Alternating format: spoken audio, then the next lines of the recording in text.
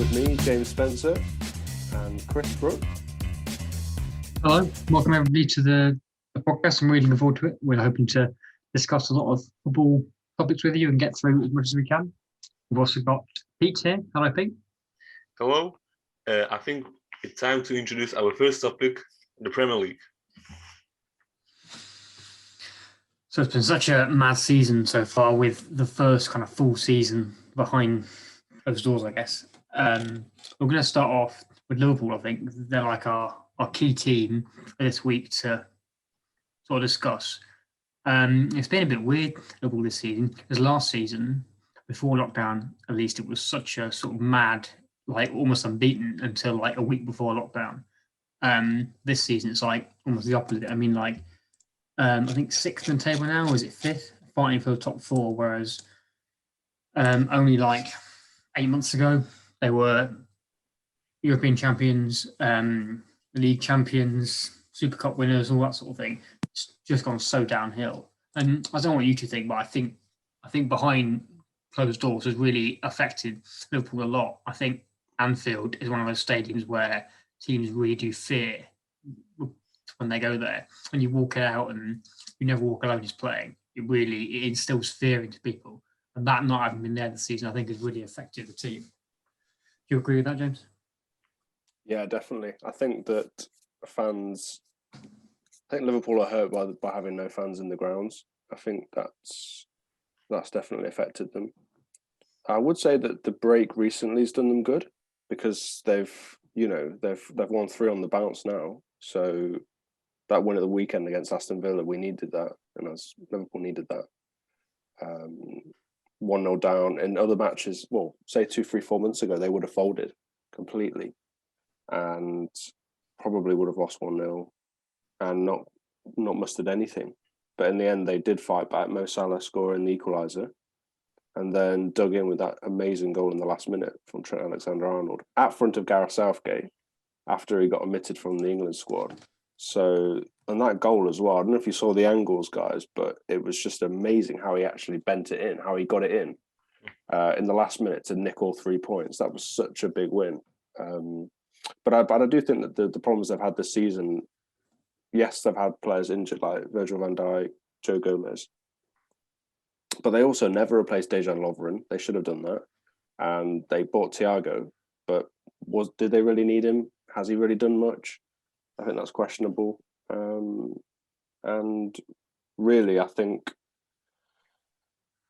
well, they were top at Christmas. Everything looked good. So I think confidence is a big issue with them. And I think when they lost confidence with those draws, then they suddenly got beaten at Anfield, lost 6 at Anfield. So I think it's also a confidence game as well. Pete, what's your thoughts? Definitely. Well, every team they face crisis. Every great team faces crisis, and look at Real Madrid. They are just only now bouncing back from how they used to struggle in the autumn in the Champions League. They lost to Shakhtar Donetsk, and only now they're kind of bouncing back. And I think it is a similar story to Liverpool. And however, it's important to have those players who you can rely on, and definitely Liverpool relies a lot on Mohamed Salah. He scored 19 goals so far in 30 appearances. You can see how important he is for Liverpool, for Klopp, even when they have so many injuries right now. They still can rely on the key players. Yeah, I agree. Yeah, I think they've been damaged as well by so many injuries. I mean, it feels like ages ago that Van Dijk got injured, and that was like the first sort of big injury. That feels like almost like a year ago. It was against Everton, wasn't it, in I think September or October. But since then, it's just been downhill. Players getting injured, and in January all the losses. So now having Phillips and Kabak at the back in the last game feels like it's really just affected them a lot. So it'd be interesting to see against Leeds this weekend what happens. I mean, last time, first game of the season, Liverpool won 4-3, but I mean, it was so different back then with so many more players, and behind closed doors was sort of still new, and first game of the season as well. So it'd be interesting to see what happens, I guess. I think motivation is an issue because once you've won the Champions League, Premier League was the next step. They won the Premier League, so that was amazing to win 2 huge trophies in a season apart, well, back to back really in that sense, back to back seasons. But what then did they have to focus on? So I feel like there was like a loss of motivation, and sometimes in sport you see the most driven athletes, the most driven teams, they reset. So they press 0, they press reset, and then they go again and keep winning. But I just feel like you say, when Liverpool played Leeds on the first day of the season, it's just like everyone wanted to beat them. And not only did everyone want to beat them, they sussed them out. But at the same time, their motivation is different. Because people forget that even with Joe Gomez and with Virgil van Dijk, they still lost 7-2 to Aston Villa. So it's not all about injuries. Like, even if it'd be interesting to know if everyone had been fit, how many more points they would have got. Had Diogo Jota not been out for 3 months, would they have still been top? Because they were top before he got injured. So it's an interesting one. You also have to give it to Aston Villa. They've been, I say, very good this season compared to last season when they were just hanging on, staying in Premier League. And now, this season, there isn't a team in the Premier League who takes Aston Villa lightly. Aston Villa this year can strike a fear in their opponents. And even looking at the table now, they're in the middle, and that shows the improvement, what they made. So you have to give it to Aston Villa. They are a tough opponent. Mm-hmm. Also, I love the way you pronounce Diego Jota, James. It's a wonderful way. Diego Jota is a much better way to say it, I gotta say. Maybe if he was a lot hotter, they'd have scored more goals. Yeah. But anyway, maybe this is into the next sort of topic. Top 4, because Liverpool are very much not guaranteed. Top 4 now is very much in the balance. And West Ham are seen now under David Moyes under his second spell now at West Ham. A lot of people are saying they're in for the top 4, and that'd be the first time in years that they've been in Champions League. They're in the Europa League a few years ago, I think the first season in a new stadium, but I can't remember a time having them ever had Champions League football. And at the weekend, I thought they were really good against Leicester. They almost sort of lost it in the end when Leicester got 2 back. But Jesse Lingard's goals were really good. And they had a lot of sort of the ball for the second goal, I think. I can't remember who it was. But it was really good. I mean, the way the team works and the way they sort of work as a unit is so impressive. And David Moyes he's not had a great reputation since he was at Man United, but he's definitely sort of recovered it now. And I think they could be a good tip for 4th place. Oh, well, I think that, praise to West Ham, what are they doing this season? But I believe they will crack under pressure and they will not finish top 4. You could see, I don't know if it's that attitude. It's the second game now where West Ham has a very good lead, 3-0. They had the same lead against Wolves, and they gave their fans heart attacks, losing 2 goals and making the team nearly equalize. I think if this kind of lack of focus can make them pay the price of not finishing in top 4. I think they will finish just outside 5th, maybe 6th even. Yeah, I would say they have benefited most for not having fans in the stadium. I think West Ham have actually played better not having fans, and maybe David Moyes has done better as well. But he has surprised me because I thought that at Everton, obviously, he was a fantastic manager, but when he went to Man United, his reputation was in tatters. So then he didn't do very well at Real Sociedad, then he didn't do well at Sunderland, then he didn't do well at West Ham in the first spell. Like, didn't really do anything, and his style of football wasn't pleasing on the eye either. But he's kind of gone away and not had any feelings about the past. He's just made a new slate in his second spell at West Ham. He's built that team in kind of in his image, and he's done well. And I think Jesse Lingard is like a man reborn now. I honestly didn't think he had this football in him. I didn't think he had it in him, but he's done well. If you look at Jesse Lingard, 9 games for the Hammers, 8 goals in 9 games. Yeah. In United, it was about 22 games and only 1 goal. So you can see how he kind of was reborn in West Ham. Maybe club that doesn't is not much as under pressure as Manchester United, because in United there is this expectations to achieve higher results, and there's more competition, and maybe he flourishes and takes advantage of being in the team that really don't have that high expectations as finishing at top 4. They're just winging it really, and they're doing a really good job of doing that. Definitely. Yeah, maybe having such an awful stadium where there's no atmosphere actually help them. Like Man City, I guess their stadium is just there's just no atmosphere. That's helped them. So yeah, Arsenal definitely learned a few lessons there, I think. But, it'll be interesting, I guess. But I guess yeah, there's still 8 games left, 9 games left. Sorry, 7. 8 or 7. Yeah, 7 for a lot of teams. Yeah. So there's a bit to go. It'll be interesting to look at the fixtures. I don't think West Ham are under pressure, by the way. When I think it was Pete said West Ham were under pressure. No, or was it Chris? No. Chris, you said crack under pressure. Who said that? I don't know. All I'm saying is that I think the pressure's not on them. I don't think the pressure's on them. No, I said United is under pressure, and Lingard doesn't feel that pressure. Oh, then it was Chris then that said that West Ham. Well, who said? I don't know. He thought West Ham would get in. I don't know. It was Pete. Maybe it was in your head. No, it was Pete said that they will get finished 5th or 6th, and the pressure will get to them. I don't think there was pressure for them. No, I think they're under pressure. I think they will lose the focus, as you can see in the games. Like against Arsenal, they had a nice lead. They bottled it. Against Leicester, they nearly equalised. Wolves, they also lost 2 goals. They're losing goals. What happened against Wolves? I know that they were 3-0 up against Arsenal and it was 3-3. Yeah, what happened against Wolves, they were 3-0 up and the game finished 3-2. Oh, okay. The same as the Leicester score. Same against Leicester, yeah. And they were actually dominated by Wolves, so they could easily even lose the game. And if Wolves and Leicester just played for an extra 20 minutes, probably would have 3-3 or 4-3. And if you look at the fixtures, well, there's Chelsea, there's Everton coming up.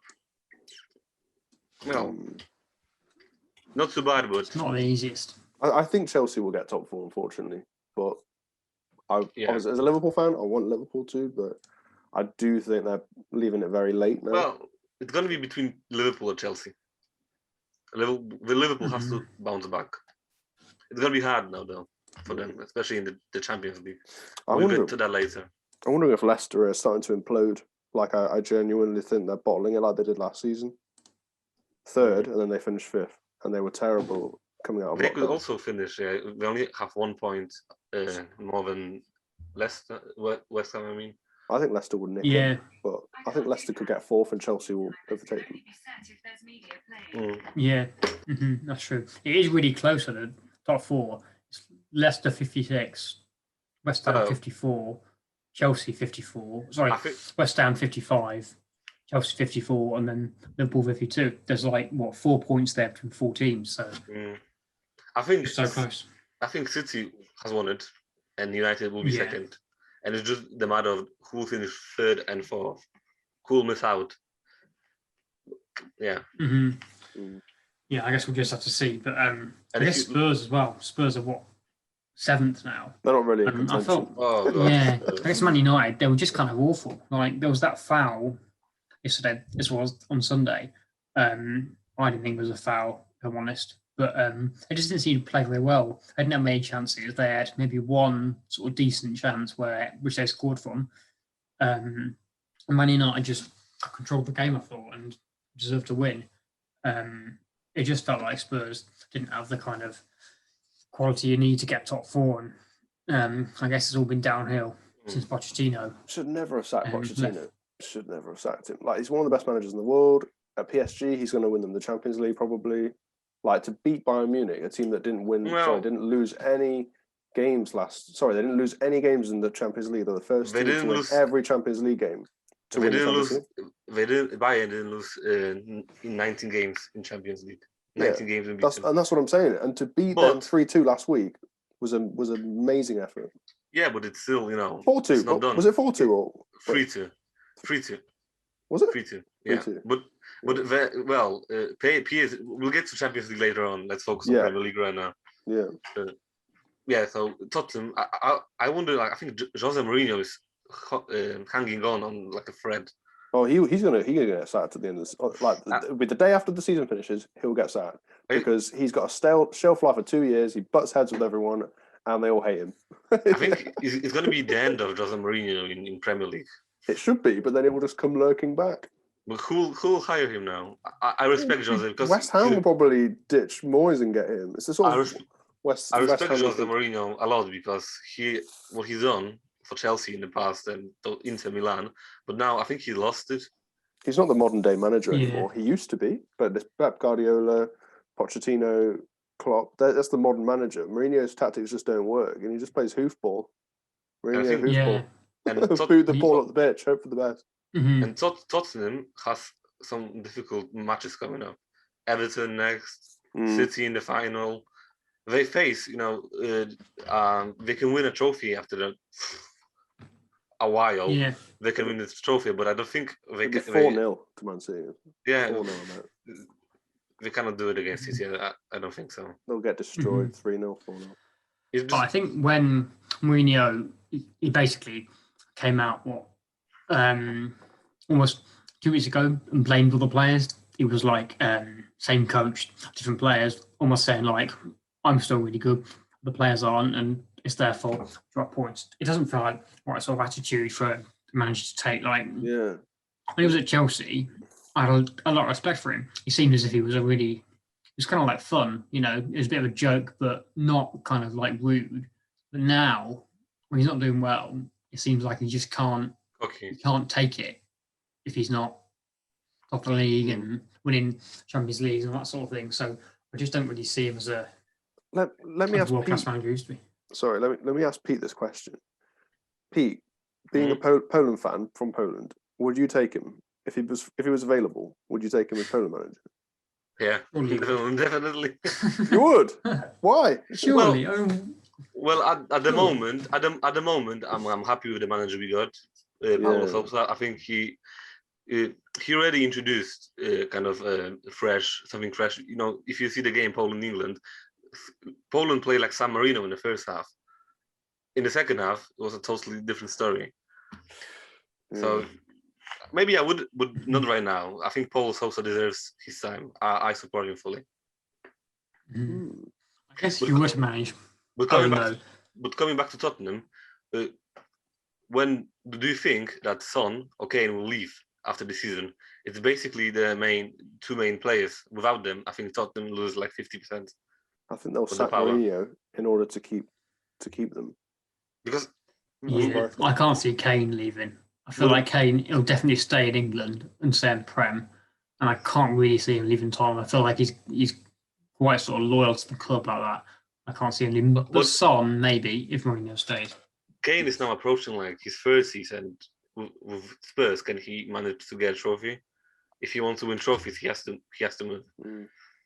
I would take Son at Liverpool. He would be many teams would take so good, and he would be a good replacement for Divock Origi. That guy doesn't do anything. Bayern Munich are eyeing Son up. I think Bayern Munich. Really? I think Kane as well. A key thing for him is he wants Alan Shearer's record for most goals in the Premier League ever. I think a lot of people have said now he's probably the only person at the moment who's got any chance of getting that because Aguero's leaving Man City for the season, and even though he's a really good player, he's probably going to go abroad. So he's not going to get many more goals in the Prem after this season. So I think Kane, even if he does leave Man City, he's going to want to stay in. Not leave Man City, leave Spurs. He's going to want to stay in England to get that record. So I guess they could sell him to, I don't know, a Chelsea or something like that. I don't think they should strengthen their rivals. That would annoy me. I feel like, how can you expect to get better if you're just selling to your rivals to strengthen them? And also, the thing is that Man City never, apart from Phil Foden, they don't seem to develop their own English players. It's okay, let's steal Sterling from Liverpool, let's steal Stones from Everton, let's steal Kyle Walker from Spurs. And it's just like Spurs selling Walker, selling Trippier, like Danny Rose as well when he was actually good at that time. At that time. So I think, I think if they sold Harry Kane to Real Madrid, like they did with Modric or Bale, then that's understandable. But to flog him off to a rival, no, I don't think that's a good idea. Well, for the fans, it definitely is bad, but for his own development, he could achieve more with City, even Chelsea. Look at Chelsea when Tuchel replaced Lampard. We're climbing up the ladder and probably going to be in the semi-finals of Champions League. They had an easy draw, though. Yeah. They did, yeah. They had an easy draw. Go on for later, I guess. Yeah. Yeah. Pete, go on. Sorry, I was going to say, if you had to support a Premier League team, because you're the most impartial person here, if you had to support a Premier League team, who would it be? Probably Liverpool. Because of yesterday. There you go, that's sharp. Okay. I think we need to talk about the Leeds, Man City Leeds United game, because that was surprising as well. Yeah, it was a shock. It feels like, I can't remember how many games Man City had won in a row, and I had a bet on them to win this game, which I wasn't very happy about, but because I don't often lose bets. But anyway, yeah, it felt like it was so long, without a loss, and they were a bit sort of iffy against Dortmund, but Dortmund are a good team anyway. So I haven't seen the game in any great detail, but I was shocked when they lost because it feels like against kind of lower teams. I'm not saying these are a bad side, but they're not top 4, are they? Not top 6 or anything like that. Man City sort of, that's their finesse, and that's where they stand out. When it comes to Champions League and playing bigger teams, they can't sort of manage it as well. It's kind of the opposite of Liverpool, where big teams are not their strength and lower teams are their strength. But that game seemed to fold and not take the opportunity. It was a perfect precision for Leeds United. 2 shots, 2 goals. 29 ball possession, absolutely dominated by City. In the second half, they were just pampered by them, but they managed to win. And credit to the defense and credit to Marcelo Bielsa. But Leeds reminds me a bit of what Sheffield United used to be last year. They finished like 10th, I think, or even 9th. And look at them now. Second season syndrome. Can that happen to Leeds United next season? I hope not. I hope I was cheering for Sheffield to stay up, but they bottled it completely. I think Leeds, I had a little feeling that they might cause Man City problems, but I wasn't sure that they could pull it off, because I thought Marcelo Bielsa, I thought that he might have the tactics to possibly upset Guardiola, but I didn't know whether they have it in them. But what I will say is that Patrick Bamford is the second highest English scorer in the league with 14 goals. And it's like, how is he not in the England team? When Ollie Watkins got picked, I was shocked. Yes, okay, he scored in his debut against, was it San Marino? Like, not a very good team. But it's like, honestly, Patrick Bamford, he's got one of the highest assists as well in the league. And it's like, if England don't pick him, he's going to just go to Scotland or play for Wales, whatever. So England should be picking him, I think. At least give him a shot in a friendly or something. I'm not sure if we'll get into the Euros, but he deserves his chance, because he's a big part of why Leeds have done well. And Leeds won that. Go on. Yeah, selections for England, I was going to say, we just do feel, I mean, Southgate's a good manager. I'm not saying he should be sacked or anything like that, but I think Alexander-Arnold, the fact that he's just not in the plans, it seems odd. I mean, he's one of the best fullbacks in the world. Why wouldn't you include him in your plans? And why wouldn't you play him? And the same, with Bamford. He's not in part of the plans. He's not played in big games or even been given a run out. Same with Jack Grealish. For a long time he hadn't really been in the squad or anything like that. It just feels odd that these players who are so prolific in the league are not included. But we'll see if the Euros, I guess, because it's effectively a home tournament with semi-finals and the finals at Wembley. So perhaps it'll be different. If they get that far. Yeah, that's true. Yeah, I think we will. But I think with England is a lot of there is a lot of good players, but they just don't get into the team or they don't get selected because of the competition. The competition right now is really high to get into the England squad, so it's really difficult. There are some that's why probably Jamel Musiala from Bayern Munich, he could play for England, but he opted to play for Germany because he just felt that he wouldn't get into the team.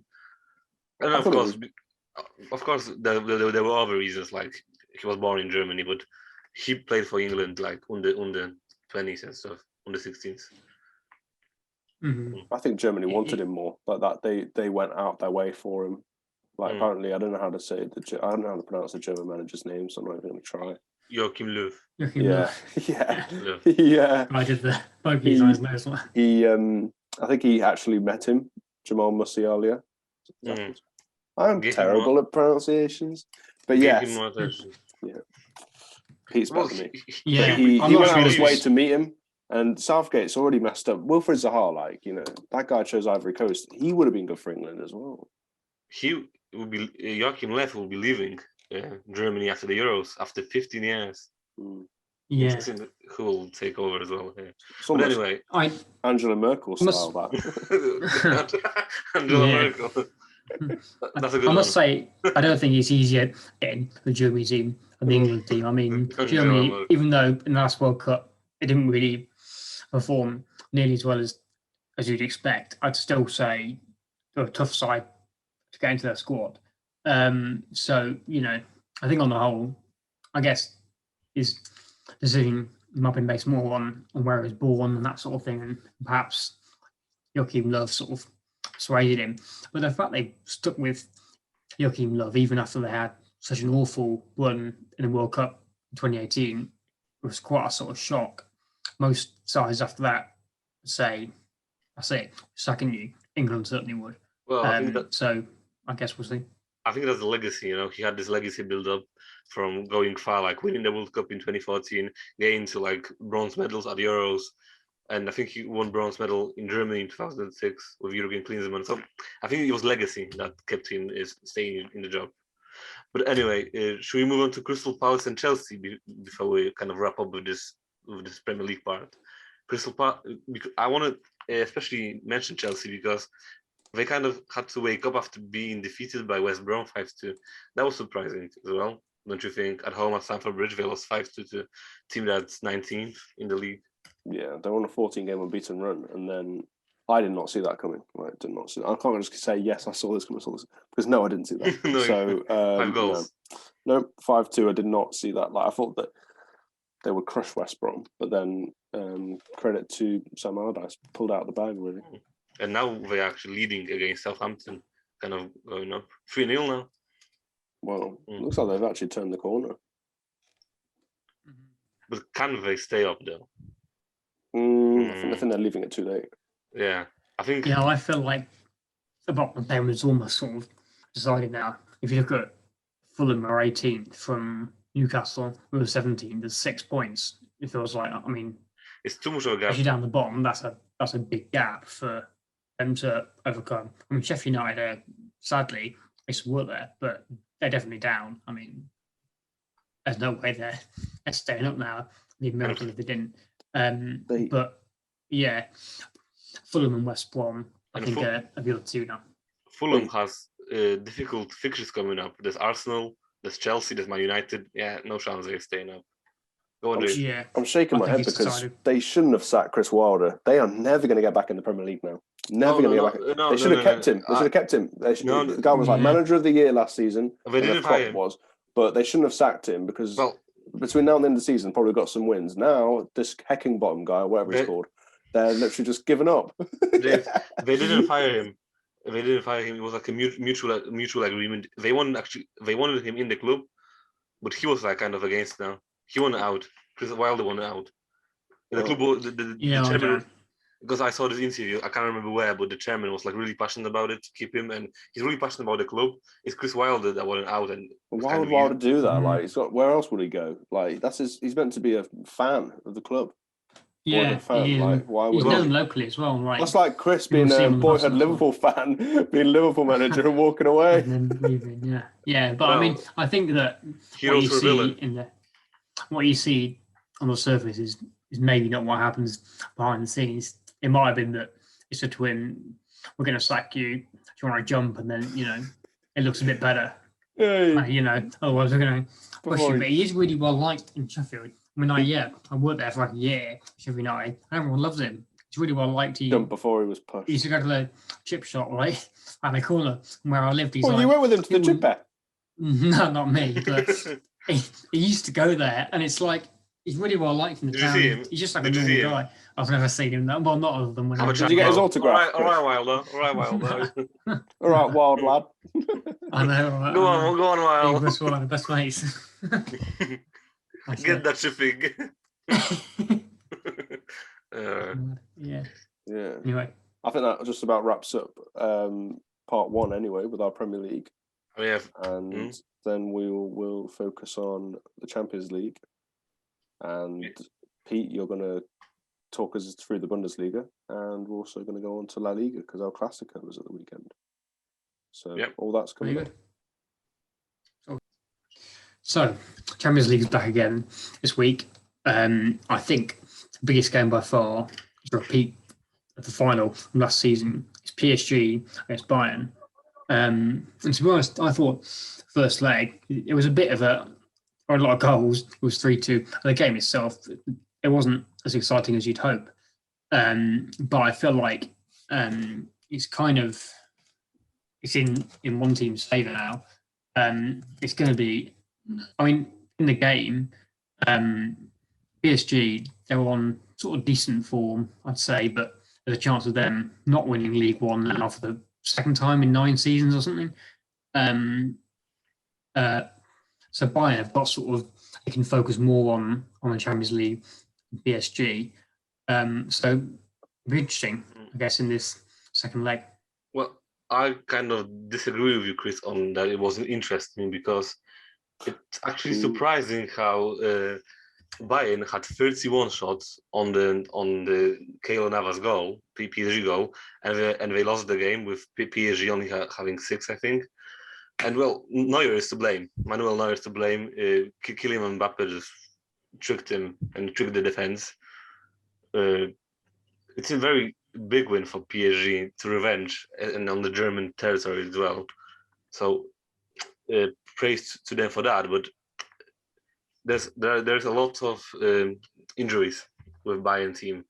I think talking about their game tomorrow, the rematch. I think Lewandowski is not playing, obviously. I think Goretzka might be missing. Serge Gnabry will probably be missing, and we're gonna have to bring the second team against a tough opponent. And with PSG, they have some problems, but the key man Neymar and Kylian Mbappe, he will be playing in this game. So they have more individualistic talent right now, and that put them in favor of going through to the semi-final. I think Bayern will have to play beyond themselves to go through, especially with Hansi Flick, the manager, kind of being in disagreement with the sports director of the team. I can't even pronounce his name. Hassan Salihamidzic. That's the only pronunciation I can do. So there's some beef between them. Yeah. So I didn't know about that. I didn't know about that.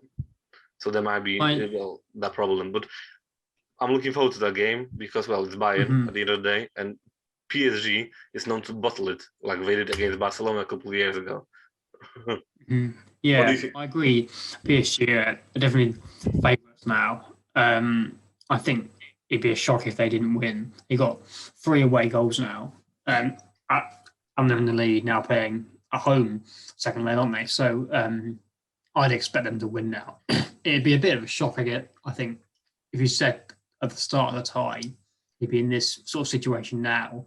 I think I'd be surprised. But Bayern have realistically got to win by 2 goals now, because if it's 1-0 or 2-1, PSG go through on away goals. So, even with Lewandowski and they have got a good side and they are to run the league, I still think that PSG are the favourites. So, yeah. Well, the Parc des Princes is not the Parc des Princes is not like a fortress, especially without the fans and the social distancing, and that can be kind of dormant on the PSG. If we look on the previous game in Champions League, PSG versus Barcelona, they struggled in that second game against Barcelona. They won the first game 4-0, but then I think they struggled at home against Barcelona. And I don't think Manuel Neuer will make those mistakes as he did in the first match. He's just too good of a keeper, and he will learn from that, and he will, well, be better definitely. James, what do you think? You've been quiet. Yeah, you guys. I was letting you guys take over. It was fascinating to hear. No, I think it's a big result. I was surprised. I didn't see PSG going to Bayern and winning. So 3 away goals is massive for them. I think we do forget that they were, when Kylian Mbappe scored the goal to make it 3-2, they were in it 2-2. They were in the match. So it's not completely, that they can't salvage it. I think they can salvage it, but I think PSG won't let them get anywhere near that kind of goal tally, because they're going to need, 1-0 won't do it, will it? So they'll need to win 2-0 at least. Yeah, exactly. So prediction, guys. no, Predictions. I don't think Bayern. I don't think PSG are going to be too strong, I think, on this occasion. So I think it's going to be 1-1. So PSG will go through. I think it's going to be 2-2. PSG will go through. What about you, Chris? What do you think? Yeah, I was going to say a draw as well. A draw in the match, and then PSG wins that. So I was going to say 1-1, but I don't want to say the same. I'll say 1-1, yeah. So 1-1, and then PSG will go through 4-3 aggregate. But what a job Pochettino's done. Like, I know I kind of sing his praises, but at Spurs, he should have been manager for life, because he's the best Spurs could have got. He consistently made them challenge top 4. He didn't even get to finish that season that he botched up in the first 2 months. He could have salvaged it. So for him not to have won a trophy at Spurs, but then to go to a big club like PSG, if he wins the Champions League this season, he'll just prove to everyone what he can do when he's got a world-class team, world-class players. So really, it's Spurs' loss, really. I think, it's interesting that you mentioned Pochettino, because he actually has been criticized for possibly bottling the league when they lost to Lille. Interesting if they can win the Champions League, because this is what they most desire. They won the league not thousands of times, but many times, and they really want to lift that Champions League trophy. I think they'll win the league. They'll be too strong. And not top though, are they? I think they're second now, and like I said, they've won it. I think 7 of the last 9 seasons, including this season. So it is true that they've kind of dominated now there for so long, but a bit like Man City, where the Champions League has just always eluded them. They've done really well in the league, but that's sort of one thing, and you can go so far winning national titles, but winning European titles is something a bit different. So I'm just not sure how they do. And so, James, this is the team that you can talk more about, Liverpool. This is Real Madrid rematch. How do you think it will go for the Reds? Okay, so just recapping last week, not a good performance, terrible first half from Liverpool, and Jurgen Klopp's team selection, like Naby Keita, the guy's been injured virtually all season. Why pick him in a huge match? Why? It just made absolutely no sense. And he, pulled him off before half time. So that was surprising. Benzema, we know, is class. Like, I don't know why France haven't played him for years. Like, one of the best strikers in the world. Real Madrid were the better team. There's no complaints there. I think Jurgen Klopp said the same thing. I think Mo Salah's goal is the only positive, like having an away goal. But now they're going to have to win 2-0. And the problem is that Anfield is not the fortress that he once was. And if Real Madrid score, like Villa did the other day, and go 1-0 up, then I think it's over. And that's what's going to go through their minds. It's over. Like, as soon as Real Madrid score at Anfield, and it's 1-0, it could be game over. So they're going to have to do something they've not done enough in the last 2 or 3 months, and that is actually score in the first half and score in the first 20 minutes, because that used to be what they did in the Brendan Rodgers. And don't lose a goal. They used to lay siege to people's goals in the first 20 minutes and think, if we can get a goal in the first minute or the first 15 minutes and then go 1-0, 2-0, it has a massive psychological effect, especially at Anfield and on the other team. But they're not doing that. They're just doing nothing. Like, they're not scoring. They're not doing anything in the first half. So if they can actually score in the first 5 minutes, then I think they've got a chance. But no, I don't think they will. So I'm probably going to say 1-1 at Real Madrid. I sort of agree. I think Liverpool's record against Real Madrid is actually not really that good. I mean, it was a 4-1, but that was about 12 years ago now. That was a long time ago. And since then, I think they lost 2008. Yeah, 2008. 2008. So, 13 years ago. There's 4 losses in a row to Real Madrid, including final 3 years ago. But I think 3-1 is not the worst result in the world. 2-0, that would have felt sort of, ties over. And 2-1 certainly would have felt like it's not over. And you're right that an early goal is key. But I guess if you get Barca in the semi-final in 2019, we watched it together. It was like, that early goal changed the game. So if they can score in the first sort of 15 or 20 minutes, it'll change the game. And then you just need one more, and then they're actually ahead in the tie, going through if they win 2-0. So I think it's difficult to sort of predict. I can see it going to extra time. So in that case, it'd be 3-1 to Liverpool. And then perhaps Liverpool sneaking it in extra time. That's what I think. Well, I think it's going to be not so good for Liverpool, unfortunately. Real Madrid are going to Anfield on a win against Barcelona, which we'll talk later on. They will be motivated. They have a very good lead, and they will want to finish quickly. Big plus to Zinedine Zidane. He has been a manager who has been criticized this season. In the first half of the season, they lost to Shakhtar. Real Madrid lost to Shakhtar. After 21 games in the league, they were 11 points off the top of the leaders, Atletico, and now 9 fixtures later, they only missing 1 point to Atletico Madrid. So, unfortunately, 2-1 to Real Madrid. Unfortunately for me. Yeah, I think there's only one more thing I wanted to add, and that is that I think Liverpool were in awe of Real Madrid. They were scared of them. Like, they're scared of kind of their swagger or their aura of winning the Champions League the most times, and 13 times, winning it in recent seasons, 3 years in a row. The fact they beat them in that final in 2018, like, there seems to be a fear factor there, because I honestly thought that they would have played better against Real Madrid in that first leg. And I thought that Liverpool, before the game, they were talking up as if they fancied their chances. But like you say, Real Madrid are resurgent at the moment.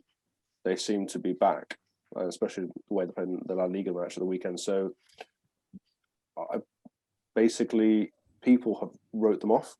People are saying, Bayern Munich, PSG, Man City, and no one's even thinking about Real Madrid. And the thing is, they're serial winners. They know how to win the Champions League. They've done it so many times. They know how to do it. Zinedine Zidane knows how to do it as a player and a manager. And I think they'll be dark horses. Well, as I said before, Zidane was nearly fired 3 times this season, and he even described his team as being on edge of the endurance, but he still managed to squeeze more out of them. And I think Liverpool needs to look at Real Madrid and kind of follow their example, follow the lead. And it's a similar story. They went down from glory, downhill, and now they're picking it up. They didn't fire the manager. I think that's important, because it's easy to fire the manager if there's a crisis, but that's bad. I think Zinedine is a great tactician. He took the criticism, kept cool, and with his immense experience of football, he kind of now again shows his greatness as the manager of Real Madrid. Yeah, he's a good manager. I agree. Yeah. Which kind of brings us on to Pep, I guess, and Man City. He's seen as one of the better managers. And against Dortmund, I feel like in that first leg, they just didn't perform as we'd expect them to. I think it's typical sort of Man City where against lower team they seem to be successful, and against sort of better teams, Dortmund, they can't pull it off. They won the first leg, but I would have expected them to win more than 2-1. But Dortmund, I guess, as well, their stadium, it's a little bit like Anfield, where it's normally a bit of a fortress, but with no fans in, maybe that's a bit different. So it'd be interesting in the second leg, but Dortmund have got an away goal. It's going to be a bit difficult, I think, for Man City to get through. If Dortmund score one, then, Man City have then got to score again to take it through. And their record in Europe is just not, I mean, even PSG, I said earlier, have done well in Liga, but not in Europe. Man City even worse. A furthest you've ever got is semi-finals once in 2016, and that's it. The record in the Premier League is really good. They won a lot of titles, and they won. You win the League Cup every year now. But in Europe, they've never been able to sort of excel or show their sort of talent. So I think in that game, I can see Dortmund going through on a 1-0 win. Okay, that's interesting. Yeah. Oh, thanks, Pete. Yeah, I was just going to say, I think Man City sometimes do freeze on the European stage, like when Liverpool beat them in 2018 at the quarterfinals, and Liverpool raced ahead. I think it was 3-0 they beat them. And I think did they beat them? They beat them again 5-3? I think was it aggregate? Because I know they won 3-0. So I think it was. I can remember.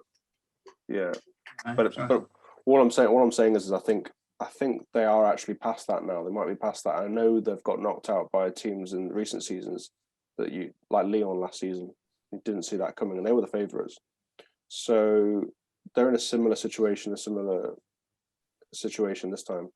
But I do think they will come through because I think it will be 0-0. I don't know how I'm going for another draw, but I do think they're in a strong position. I think that Dortmund were very unfairly treated by the referee in the last game. It should have been 2-2. Jude Bellingham's goal was completely fair. It was actually the keeper that fouled Jude Bellingham. And that goal could have changed a lot. Because City won, I think they are still the favourites to go. And unfortunately, I think they will go through to the semi-finals. But it's again this time of the season where City kind of gets tired and freezes and starts to underperform like they did last season, as you said, with Olympique Lyonnais when they lost that game and no one expected them to lose that game.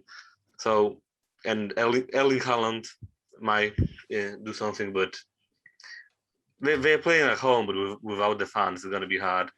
I'm saying 2-1 City, unfortunately. Yeah, well, I guess that would be another English team out. And it would leave it down to if Liverpool go out, which I think they won't, but if they do, down to Chelsea, I guess. And they've got Porto in the second leg this week. It's in a neutral venue again, so it's in Seville. Same as last week because of the rules on travel, but they're clearly ahead, aren't they? I mean, I think it'd be almost a miracle for them not to go through now. A sort of home or away side is non-existent now because it's all in a neutral venue, but a 2-0 going into this second leg, I'd be shocked if they didn't go through. And Thomas Tuchel, I guess, this has been a success of his since he's come in. I can see them winning, say 1-0 in the second leg, and that'd be a 3-0 win. Yeah, I'd agree with that. I think they'll win 2-0. Yeah, I think it's a formality for Tuchel and his team. 2-0 in the first game. Yeah, I don't see Porto doing anything. 3-1 Chelsea. Yeah. Just straight about 3-1. Yeah. Cool. So that's the Champions League. Wrapped up, yes. Pretty much, yeah, wrapped up on a plate there. So that leads us nicely into the latest in La Liga. Chris, you want to Exactly. fill us in? I just mentioned Sevilla. I guess big game in La Liga. So last weekend was the El Clasico, where I think we would have expected, as all we saw, Real won. I think Barcelona have not really performed this season like we'd expect. They had an awesome chance from the corner. Messi nearly scored direct from the corner. It was unbelievable, actually. It was almost like Roberto Carlo-esque. But other than that, I felt in the game, Real had most of the chances. Tony Kroos had a good strike, actually. His free kick, it was a really good goal. And the other sort of goal, I think, was Benzema. It was sort of textbook. It didn't feel like there was much sort of behind it, but that's what good teams do. They win games easily without much of a fuss.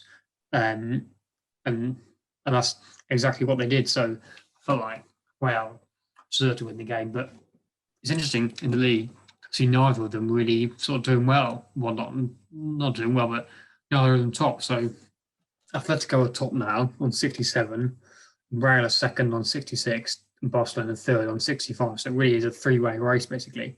There's 2 points separating the top three teams, so it is going to be really close. Atletico, I think it'd be the first time they've won it in 7 years or 6 years or something if they did win it. So it would be a shock. And they've almost, I guess, always sort of come second to Real. They had them in the Champions League final, I can't remember what year, 2014 or 15 or something. And if they were to win the league, it'd be a big sort of success for them. But it's going to be really interesting to see who wins the rest. It really is. Yeah. Pete, go ahead. Thank you. It was a really very good game from Real Madrid. It's not only that they now kind of reach very good results, they win the games, positive results, but they are nice, they are interesting to watch, very creative. And Karim Benzema's goal with the heel, well, it was a spectacular goal. But as I am praising Real Madrid a lot, I can say one thing about them that's kind of negative, and Zidane, is that he's not developing in players, and his squad is getting old. Look at Karim Benzema. He's great, yes, 34. Look at Modric, 30-something. And there's another one. Most of the squad is over 30 now. Yes, they do have Asensio and Vinicius Junior, but he needs to kind of focus on thinking about the future. And I think he even mentioned himself that he's worried about that kind of aspect of his team, because Marcelo as well. Yeah, I was thinking about him. He's also 30-something. So yeah, the squad is not getting any younger, and as you said, his team is on the edge of the endurance. So he has to watch out in this regard. In terms of the title chase, it's interesting. Atletico should win it like before, but well, it looks like they can bottle it. James? Yeah, so saw the highlights of the La Liga, the El Clasico at the weekend, and Real Madrid bossed it first half. Like, they went out there and they went all guns blazing. Amazing goal by Benzema, by the way. Love that flick. And Toni Kroos, I thought that was a fluky free kick. Seemed to hit two players, hit somebody, hit another one, went in. I actually think I've got a Barcelona friend. Well, I think you've met him, Pete Allen, and he supports Barcelona. And if I said to him, "Oh, Barcelona played badly," or "You lost the El Clasico," he'll be like, "We deserve to win." I know he'll say that, or he'll say we played well. So I tried to look at it from his perspective, and as I tried to look at the match from his perspective, and in the first half, no, they played absolutely awful. Apart from that amazing in-swinging corner that slammed against the crossbar from Messi. But actually, they did play better in the second half. They did play better in the second half. Yeah, they did have chances. Real Madrid backed off. And they scored that goal. Can't remember who scored it from Barca. And because I hadn't actually heard of that player. I wasn't familiar with that player. But he scored, so it was 2-1. And Idrix Moriba, he hit the crossbar. So it did look like they could have got a draw. I don't think they were going to win, but they could have got a 2-2 draw. But then they hit on the counter-attack. Vinicius Junior 3-1. Game Yeah, over. but well, Barcelona is a big club, and Ronald Koeman, the manager, kind of started moaning on social media about how Barcelona deserved the penalty.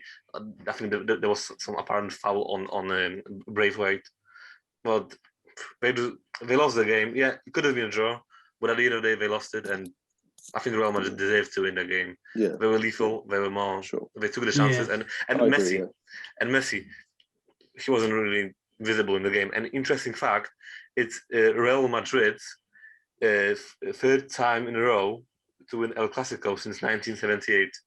Well, Kind of that's a interesting nice fact. fact. Yeah, That's it's a mad. nice one That is to throw in there. interesting. Yeah, Mm. I do. No, that's I good. agree with you. I Yeah. agree. I think Real Madrid deserved it. I think I that as agree. well. They played much better, but on the balance of play, what I was going to say was that Barcelona did go into the game 16 games out of 18 in the league, having won 16 out of 18. So it seems since the turn of the year, Man City have really turned it on, and Man United obviously broke that. I think it was 26-27 game unbeaten run, and then obviously Leeds have beaten them. So that what I was trying to say was Man City went into this year in a new attitude, and the same with Real Madrid and Barcelona. Both of them are climbing, as you say. Atletico have choked a bit. I think they got a draw and 1 or 2 defeats, so they're looking over their shoulders now. But I think they still have a game or two in hand, so it's within their destiny. It's in their hands. But Barcelona or Real Madrid, one of those two might just creep in, and it looks like Real Madrid are more likely to capitalise. So I think if Real Madrid beat Liverpool, that will give them a confidence boost, just like the El Clasico, and that might make them go on and win either the Champions League or the La Liga. I think it's difficult to win both, but especially on behalf of them both. Especially now when Atletico is kind of choking it, as you said. Yeah. I think another interesting subplot is what you said that. I was going to say that Barcelona selling Luis Suarez back in the summer against Messi's wishes, and then his contract's running out, and then they brought Joan Laporta back, and now he seems happier, and he's playing better on the pitch, and there's a big difference. But what I was going to say is that selling Suarez to Atletico, now Atletico are looking to win the league with Suarez. Is a very experienced striker. He knows what he's doing, and he might be the difference actually in trying to get them the title since 2014, and they were in the 2014 Champions League final. As Chris said, and I the other thing is Real Madrid. You're right; they're aging. They've got Ramos, old man Ramos. Yeah, Ramos. Marcelo's an old man. Yeah. Modric is like 36. Asians. It's like Benzema. Still great players, you know. Yeah, and Barcelona as well. Barcelona were aging, but their strategies all over the place. Like let's sign Vidal, an old guy who's like 32. Let's get Wijnaldum when he's 30. It's like let's get Aguero when he's 32. Like why are you buying guys that are old? At the holding on to Messi, I think I think Barcelona are in this kind of rebuilding phase right now. Yeah, definitely. Yeah, I felt like all the Messi sort of thing where he wanted to leave last summer and then didn't let him leave, and it was all a bit of a mess. And now he's still there, but you can sort of tell he doesn't want to be there, and as he wins his elections in Barcelona. But I think that was sort of a mistake, and Real Madrid have, since they sold Ronaldo, at least they've kind of moved on and have accepted that can't rely on him for eternity. I think Barcelona needs to do the same and sort of say, perhaps it's time to let Messi go elsewhere. But what do you say? Eden Hazard is majorly underperformed. At Chelsea, he was the main guy. He should have stayed there. He was one of the best players in the Premier League. No, I don't even hear about him anymore. No. Well, maybe too big of a move for him. Seems to have gone off the grid. All right, I think it's time kind of to move on to our last topic. Kind of briefly finish up with the Bundesliga. What do you guys think about that? Yeah, I think Bayern as usual dominating. I don't mind Bayern, but I don't like the fact that they win every single year, and it's like, why can't someone else win? And I don't like the fact that let's go and gobble up all the good German players at Leipzig. Let's go and gobble up Upamecano. Let's go and gobble up Lewandowski. Let's go and gobble up who was that guy that they signed? Midfielder, struggling to remember his name. But yeah, pretty much everyone. So they just try and steal all the players from the teams, and I think it's better if they either get them from abroad or develop their own. And I don't know. For me, it ruins the fun of it that you always know who's going to win it year on year. Same with Juventus, same with PSG. Yeah. Well, I guess I do like the way that they play, and I love how they played well as a team last year. And personally, I thought out of 2020 last year, they were the team of the year in sport. And they played very well, and they deserve to win the Champions League. It was a nice win for them. But I do think no one's going to touch them in the Bundesliga. I kind of disagree with you on that, because they are only 5 points clear of Red Bull Leipzig. I kind of look at Red Bull Leipzig and think, well, that's a bit dodgy. The club that only became they only launched in 2009 was because of Red Bull, the money. Look at they're always second, and soon I think they will compete with Bayern Munich. Well, Bayern Munich drew with Union Berlin, but they played a very experimental squad. They play youngsters, Musiala, because they are resting for the game against PSG tomorrow. So they drew that game, but it was an experimental squad. I think also Wolfsburg and Eintracht Frankfurt are surprising this season. Eintracht Frankfurt being fourth and Wolfsburg being third. That leaves Borussia Dortmund fifth. And that's very sad to see, because if they miss on Champions League, Borussia Dortmund, then they will be in trouble. As right now, they are in dire financial situation. They are losing around 100 million euros due to the pandemic. And if they miss on the Champions League, then they will lose more money. And some players will leave Borussia Dortmund, like Erling Haaland, Sancho, and there's even more Giovanni Reina, Jude Bellingham. Those players might leave. And Borussia Dortmund financially might crumble. So it's hard to see. I hope they get so far. I hope they will go to Champions League again next season. It's a shame to not see them, but it will be tough now. They need a miracle to really finish top four with how Eintracht Frankfurt are playing, not losing a game in quite a while. Wolfsburg as well, and I think they have a good lead. There's around 7 points between Borussia Dortmund fifth and Eintracht Frankfurt fourth. So they need a miracle. There's around 6-7 games left in the Bundesliga, and I don't think Borussia will win every single one of them. So it might be a sad season. They could win the Champions League. Dortmund could win the Champions League, and that will put them in the Champions League. But that is going to be a very, very tough. Very tough. What do you think, Chris, about it? I agree with James that boring and Bayern win every year, but equally, I don't really want to see Red Bull Leipzig win either, because they're kind of like a money club, and they just had all this investment and Red Bull. It doesn't really feel like a bit like Man City and PSG, where they've kind of had a lot of investment and that's it really. But it's not going to be anybody else. It's going to be either Bayern or Leipzig, because Wolfsburg are not going to get in there, are they? So it'd be interesting, I guess. But I don't know how many years Bayern have won it in a row. But it's a lot. But I guess I think it's possible to break that. It will be 9. If they win this year, it will be 9 years in a row that they win it. And to finish off with the last team, another sad thing in the Bundesliga, Schalke Gelsenkirchen, last place. They only managed to win the second game in the last fixture in the weekend against. I think it was against. Let me check. Cologne, was it? Augsburg, yeah. So it's very sad, because they can also, the club might dissolve if they go down financially, and it's a club that's with a big history. And Leroy Sané was from this club. He was like the youngster from the club. So it would be sad to see them go. Hopefully they can bounce back from in the second division, in the second Bundesliga, and go back to the Bundesliga. I will definitely cheer them. But it's very sad what's going on down there. And I never expected them to only win 2 games. Schalke, like a Champions League sort of level club. They belong in sort of the top 4 in the Bundesliga, not in Bundesliga 2. So it'd be a real shame if they went down. I really agree. Yeah. Mhm. Yeah. Cool. Yeah. So Right. Anyway, yeah, that's everything, guys. Yeah.